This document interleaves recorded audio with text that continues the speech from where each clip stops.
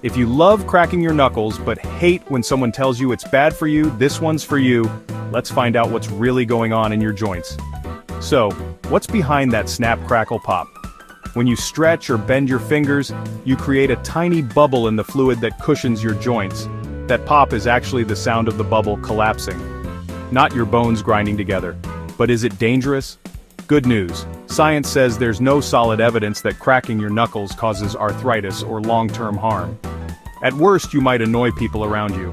Of course, if you feel pain swelling or your joints look weird, don't ignore it. See a doctor. Otherwise, crack away. Your joints and science say it's perfectly fine. Next time someone gives you the stink eye for a knuckle pop, you've got the facts on your side. Comment a myth you believed.